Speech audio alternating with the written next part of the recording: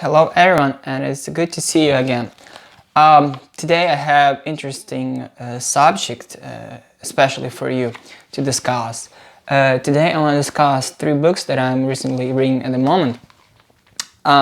Three books about growth. So, like I said, my channel is about growth, and I want to show you that growth. That even a simple thing that you can do reading books, will help you.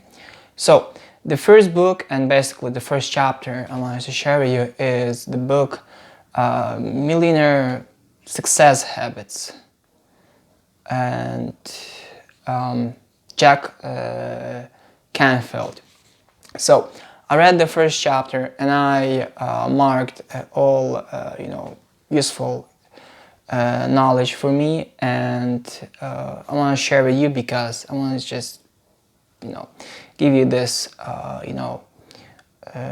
example between theory and the real life situations, and it doesn't work in the real world when we deal with some problems. So I want to start with a few things I marked, and I'm gonna read this for you. So basically the first chapter is take 100% responsibility for your life. And this is something really important because if you want to be financially dependent, you should start, live alone, live without any support, because this is the, hard part in our lives. Because when we start live alone, we don't have any support, from our parents, friends, even from colleagues, and this is one of the hardest part that in our lives that we kind of always faced with. For example, I basically rely on myself 100%, and if I can handle something, it means this is my fault. If I can't feed myself today, it is my fault.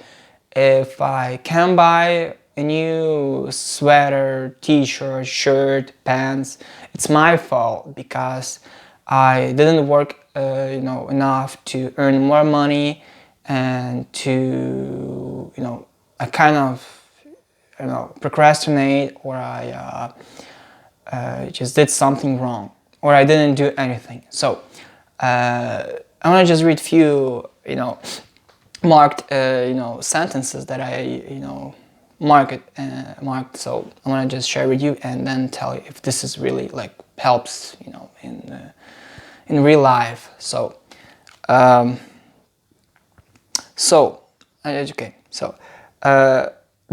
real truth, and the one lesson with the whole book is based on is that there is only one person responsible for the quality of the life you live, and that person is you.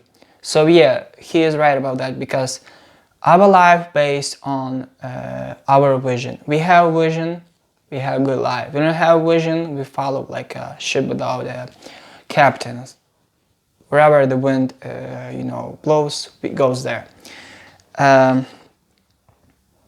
So the next one, it is time to stop looking outside yourself for the answer to why answers. Okay, for the answers again. So it is time to stop looking outside yourself for the answers to why you haven't created the life and the results you want. For it is you who create the quality of the life you lead, and the result you produce. You, no one else. They achieve major success in life. To achieve those things that are most important to you, you must assume 100% responsibility for your life. Nothing less will do. And he is right about that, because the more you're responsible, the more you understand that if you can't deal with this, it means you're done. You can't, move on. So this is also part of the growth, because life is not simple, and in real world, life always will try to break you. Every day you do your best, but life always will try to break you. And this is the thing that I learned, and I'm still kind of learning to understand, because I always associate myself with the diamond, because to make a diamond you need a strong pressure and special machinery work to create the diamond, because when miners they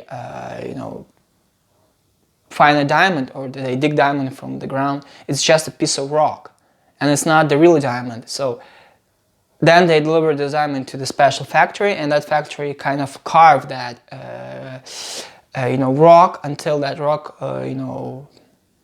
eventually will be this the same as the real diamond that you buy from the jewelry store.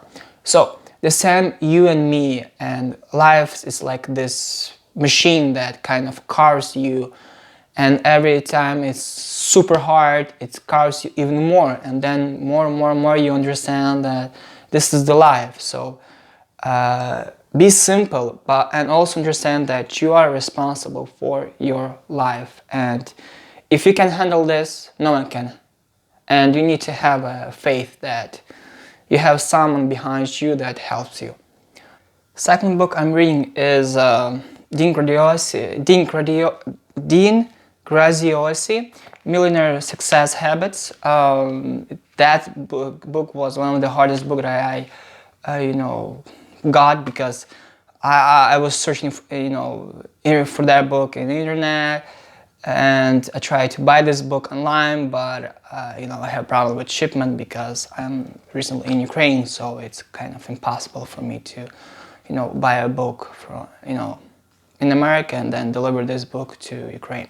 So, but I eventually found the PDF version, and I'm reading this book. And again, if some miracle happens, and I will have the book, normal like original paper book, I will be happy. So I'm move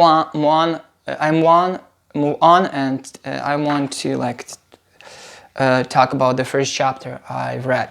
The first chapter, the title is "The Time is Right to Change Your Habits."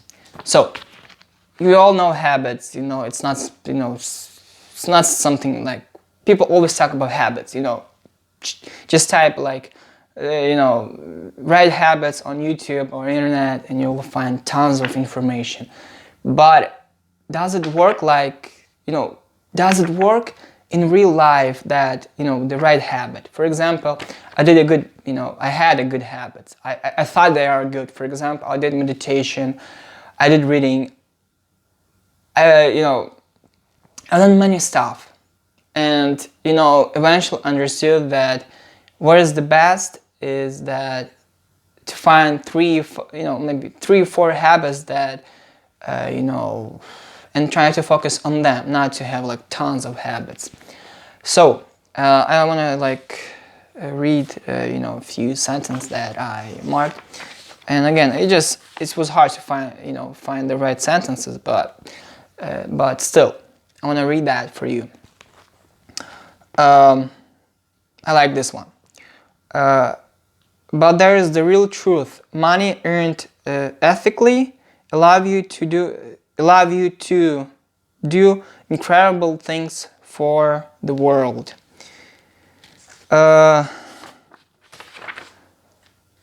Yeah, so basically, like I said before, money is important, and money gives you more opportunities. That you have money, you have opportunities. You don't have money, you don't have opportunities. That's the thing, and this is the real life, and this is the real life that I live in, you live in. So there is no other life, another version that without money is life is beautiful. Even I want to talk about things like, I also remember someone said that this, I don't remember who said this quote, but if you not happy when you're poor, you will never be happy when you become rich. And I think this is the one of the, I don't know who said that, but I'm sorry. Being poor is something that really, people live in this depression, they always struggle. And to be, rich, wealthy, it gives them more opportunities, because money gives us more opportunities. And I think this quote is kind of like misdirect. Even that quote even misdirected me in the past. So, people, money is the key. Money is your freedom. Money will give you the freedom. So follow the money, follow that lead. Try to find, always work, experience, experiment, and find the right way to increase your budget, because this is the only thing that gives you the freedom. So I want to move on, and again, I want to read something. What matters is that you dance to your own beat. Remember, you want to become thermostat, not a thermostater. In the way you are in control of your personal economy and lifestyle. You can shape both and fit your requirements in the way that is meaningful and fulfilling. And yes, the goal is more than just a possibility when you believe in and have the right habits. So habits, it's not just things you do. Habits basically shapes you. I have few habits, and I don't say these habits are the best, but I try to master them. One habit is the self-development. I always improve my skills. I always read something new, something useful, not just information. And I always try to find some new way to make more money. And basically I can't find the right way. Still invest my money, and still not good enough, but I try my best, and I always have money to invest to try something, because I don't want to say in the future that, oh my God, I had this idea and I didn't try, I didn't try this and that in the past. So I want to say that this is the thing. Try more, because when some doors closed, some doors opened, and you can't just wait until the door open. Just find the right door, open that door. This is the opportunity you have. Try. Didn't work, move on. Never stay the same. Never stay in the same place. So basically, this is the all information I learned from this chapter. And so move on. Never stay in the same place, and always improve your skills. Third book is Jack Welch, Winning. This is one of the best books I ever read, and this book basically more about practical than about ethical. And if you want to find something for you, read this book. And the first chapter is mission and value. So I read few sentences that I marked. The first one, it's a question. How do you intend to win in the business? And this is one of the these questions that we always ask, how? I don't know how, I don't know about you. And he explains that. So just listen.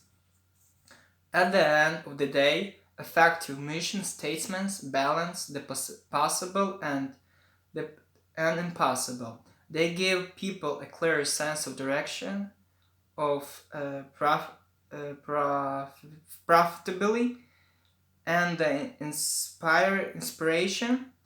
Do you feel they are part of something big and important? they could be no doubt there could be no doubt about what this mission means. It was a specific and descriptive with nothing abstract going on, and it was inspirational to its global ambition. The mission came to life in a bunch of different ways. First off, the time when business strategy was mainly kept on an envelope in the headquarters, and any information about it was the product of the company Gibbs Mill. We talk openly about the business were already number one, number two, and which business had to be repaired quickly or be gone. So continue. But setting the mission is a top management responsibility. A mission cannot and must not be neglected to anyone except the people that held accountable for it. In fact, a mission is the defining moment for the company's leadership. It is the true test of its staff. And the last one, getting one participation really makes a difference, giving you more insights and more ideas. And at the end of the process, most importantly, much more expensive buy-in. And be honest, this is the book. I like this book, and this book practical. This book gives you what you need to know about value and the mission, because this is not something that we should neglect, and we don't have to neglect, and we don't have to stay away from simple thing like a mission and value, because value is something that you should always consider as something that will give you the this tipping point that eventually will go somewhere. And the mission that you have, and you should use this mission to achieve something greater than you are. And I use that because in our lives, it's not something simple that we like say, okay, great, I do this and life will give me what I want. And today I listened to one video, and I took something from that video, and it is like, life doesn't give you what you need. Life doesn't give you what you want. Life gives you what you like, what you deserve. So, and I like this quote because it's not, basically it's like a quote, but I listened to this quote from video, and this is true because the more value and the more we put in our lives, and the more mission we use, the more we eventually become who we are, the real, like you or me. And find some books that will give you this passion. And even for me, books always was hard to read and especially to understand, but I try my best, and I always read more even when I don't understand, because I can always go back and read again until I find my nugget. Like the gold nugget is the same as the miners, they dig in the cave or they dig in the miners. Basically they dig until they find they dig like 100 tons of dirt, and they kind of they need to dig 100 tons of dirt until they get, until they find this gold nugget. The same with the books.